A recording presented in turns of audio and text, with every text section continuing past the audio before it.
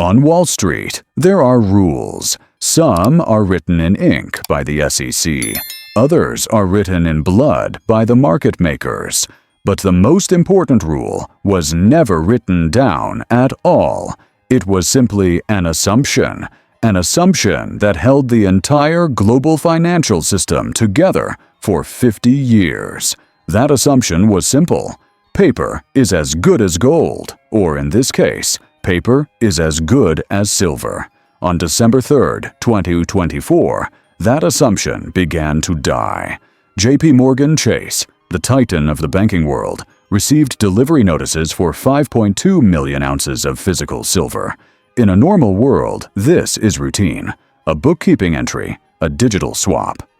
But 2024 was not a normal year, and today, December 10, 2025, is not a normal day. Today, silver broke $60. To the average person watching the news, it's just a commodity price rising. Inflation, they'll say. Supply chains, they'll guess. But to the people inside those buildings behind me, this isn't a price increase. This is a crime scene. Because at $60 per ounce, the mathematical model that allowed banks to sell 100 ounces of paper for every 1 ounce of metal in the vault has officially collapsed. We are witnessing the end of an era. The end of the fractional reserve precious metals market. J.P. Morgan is trapped, the Comex is empty, and the greatest transfer of wealth in human history has just begun. Welcome to the endgame. To understand the squeeze of 2025, we have to go back to the crime scene of 2008. When Bear Stearns collapsed, J.P. Morgan didn't just inherit their building. They inherited their silver position, a massive, concentrated short position designed to suppress the price of silver. For 15 years, this was the game. It's called the paper short. According to CFTC data, between 2010 and 2024, J.P. Morgan held a short position that averaged 32% of the entire market. Think about that. One bank, one entity, controlling 1/3 of the entire market for a strategic global commodity. How is that legal? The position limit for silver is 9,000 contracts. J.P. Morgan held over 40,000. That's 4 times the legal limit. They did it by claiming an exemption. They told regulators, "We are hedging legitimate business risks." They said they were the vault operators, so they needed to hedge their inventory. But it wasn't a hedge. It was a weapon. In 2020, the Department of Justice caught them. They uncovered thousands of spoof orders, fake sell orders placed to terrify the market, then canceled milliseconds before execution. J.P. Morgan paid a $920 million fine, the largest in history. Most people thought that was the end of the story. Justice was served. Right. Wrong. $920 million was a parking ticket. It was the cost of doing business, because while they paid the fine, they kept the short position open. They kept suppressing the price. They kept selling paper promises they couldn't keep. Why? Because the music was still playing. The world was still willing to accept paper certificates instead of real bars. 95% of contracts settled in cash. As long as that number stayed at 95%, J.P. Morgan was God. But then, the rules of the casino changed, and the architects of the illusion forgot to check the new rule book. The bullet that killed the silver market wasn't fired by a speculator. It was fired by a bureaucrat in Switzerland. It's called Basel III. Effective June 2021 in Europe and phased into the U.S. markets shortly after, Basel III introduced a rule that sounds boring, but is actually explosive. Before Basel III, banks could count unallocated paper gold and silver as a Tier 1 asset, just as good as cash. Unallocated means you own a claim on metal, but there is no specific bar with your name on it. It's just a digital promise. Basel III changed that. It reclassified unallocated metal as a Tier 3 asset. Suddenly, holding paper gold became expensive, risky, a liability. This meant that to keep playing the game, banks like JP Morgan had to start backing their paper positions with physical metal. Real bars in real vaults. The fractional reserve game, where you sell what you don't have, became mathematically impossible to sustain under international banking law. And that is when the drain began. Quietly, systematically, the physical inventory started to leave the Comex. In early 2023, JP Morgan's vault held 47 million ounces. By late 2024, it had collapsed to 8.9 million. An 81% depletion. They were trying to get compliant. They were trying to find the physical metal to back their paper lies. But they ran into a problem called the real world. While bankers were trading paper, the world was building things. Silver is not just money. It is the most conductive metal on the periodic table. You cannot build a modern world without it. And in 2025, the demand for silver underwent a paradigm shift that Wall Street ignored. Solar technology changed. We moved from PERC cells to TOPCon and HJT cells. These new technologies are more efficient, but they require significantly more silver paste. In 2025 alone, the solar industry demanded 247 million ounces of silver.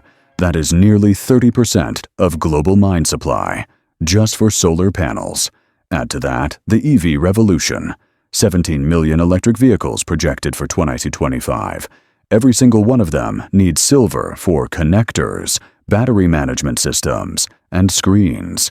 The industrial buyers, Apple, Tesla, Samsung, Jinko Solar, they don't care about the spot price on the Comex. They don't speculate. They need the metal to keep their factories running. Imagine you are the procurement manager for a solar company. Your factory burns through 10,000 ounces a week. If you run out of silver, the factory stops. You lose millions. When you see the price cross $58.50, the level where miners stop selling to the exchange, what do? Do you wait for a dip? No. You panic buy. You call First Majestic. You call Pan American Silver.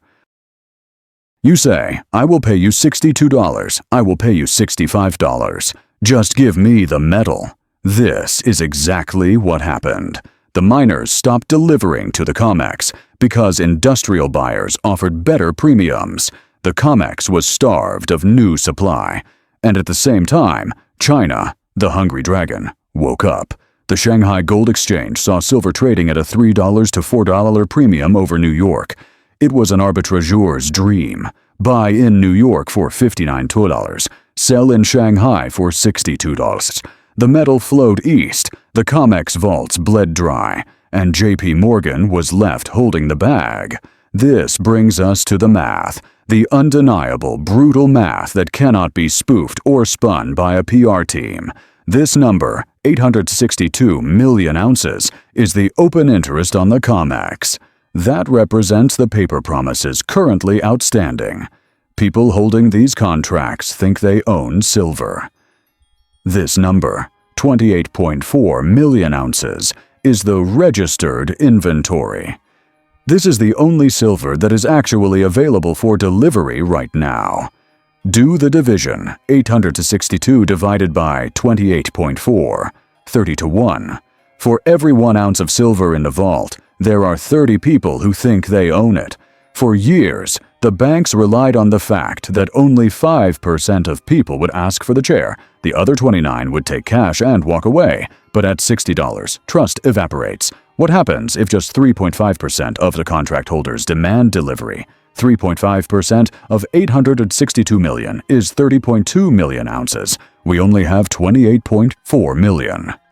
Game over. This is a default. It doesn't mean the Comex closes. It means they declare force majeure. They will force you to settle in cash. They will write you a check for the last traded price and tell you to go away.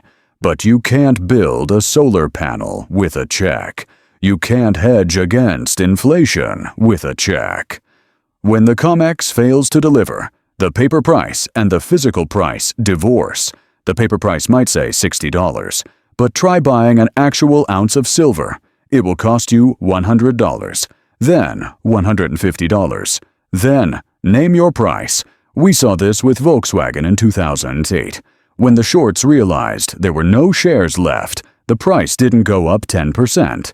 It went up 380% in 2 days. Silver is a far smaller market. It is far more volatile. And the entity trapped this time isn't a hedge fund, it's the biggest bank in the United States. So, here we are, December 10th, 2025, $60.46. The trap has sprung. What happens next? Based on the inventory depletion rate of 5.2 million ounces per month, the Comex will be mathematically empty by May 2025. But markets anticipate. They don't wait for the zero. They front-run the zero. Here is our forecast for the first quarter of 2026. Phase 1. The Industrial Panic, January 2026. As 2026 production contracts kick in, industrial users will drain the remaining registered inventory. We expect a rapid move to $80. This is the wake-up call. Phase 2. The Retail FOMO, February 2026. News of the shortage hits the mainstream. The average investor, seeing gold too expensive, rushes into silver.